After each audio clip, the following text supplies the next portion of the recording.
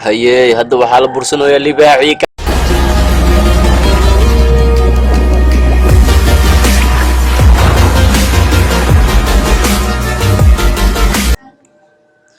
ووجد فرس تمر فروغا واي هاي halkan waxaa u jeedaa loogisi geesaha intay leeyihiin bal eeg iyo sida ay uga cararayaan libaaxa walle isma lahan allahu akbar anoo geesahan wato xooga intaan ila egyahay ma libaax nyaanyo ay burbursaha wallahi na burbursi karin teeda kale waa badan yihiin maaho feere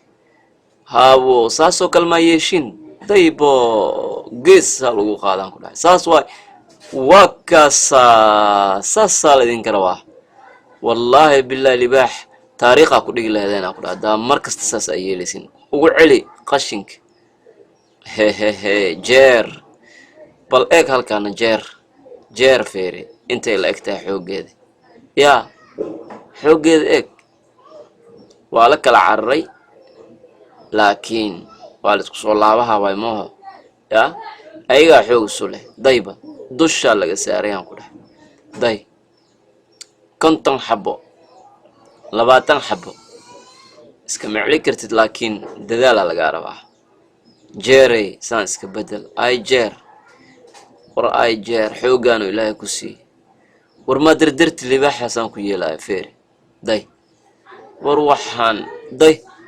ufalu dhawriya war cabaa sheegay maalna meel saarta wariya